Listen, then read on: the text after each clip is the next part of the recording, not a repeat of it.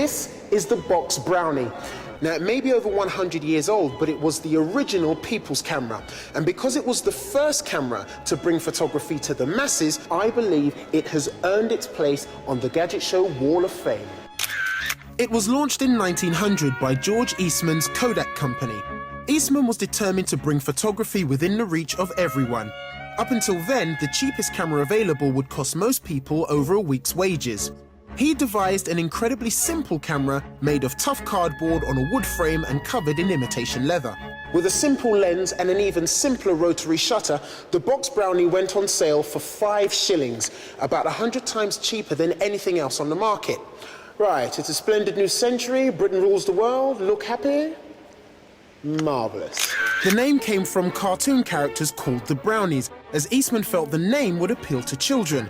But he soon found that his cheap, reliable cameras were actually being bought in their millions by grown-ups. Box Brownies of one shape or another continued to be made, bought and used for the next 70 years. There have been 125 different models, and I can guarantee that at some point, someone in your family owned a camera like this. The box Brownie was the first camera that brought photography to all of us. For all its 70 years and many incarnations, it was very affordable, very reliable, and above all, beautifully simple to use. It has to go on the Wall of Fame. Of course, if you're talking truly instant photography, you've got to talk about the Polaroid.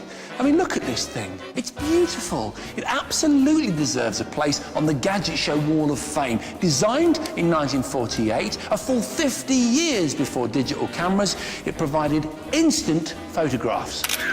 OK, look really happy because World War II's just finished, but also look a bit sad because your nan's a spy and she's in a Japanese prisoner of war camp. All right.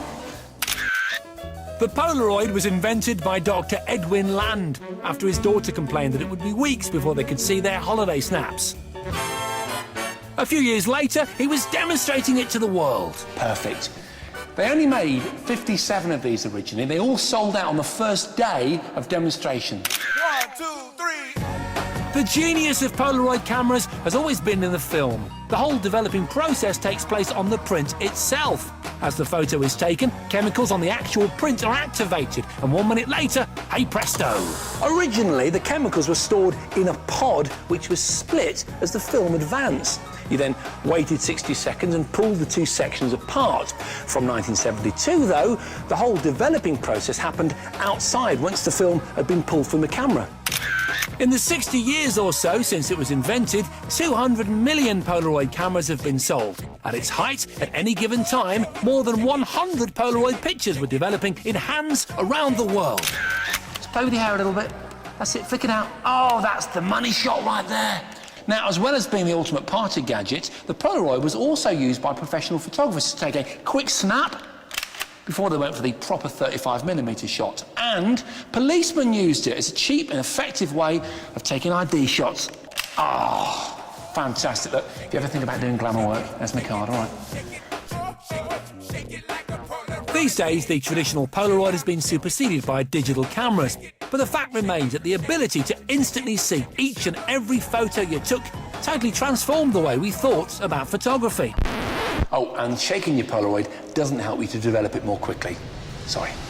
Right, gentlemen, both fascinating pictures, but as ever, one has to make a choice. And, I mean, Otis, it's just an antique, that, isn't it? Is it really a gadget? It's a small sort of leather trinket.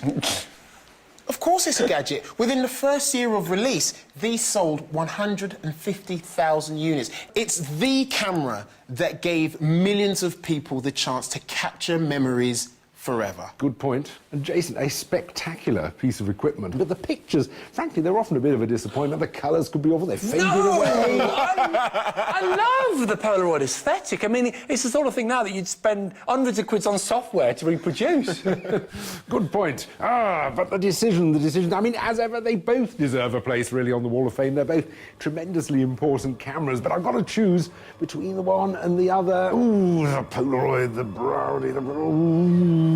I think popularity has to win the day. It's got to be Otis's box brownie. Yes! Thank you very much. Because it did revolutionise photography. It just made it affordable for people. They sold millions of them. It lasted for 50 or 60 years as a brand. I mean, it's just such an amazing success, an amazing, groundbreaking product.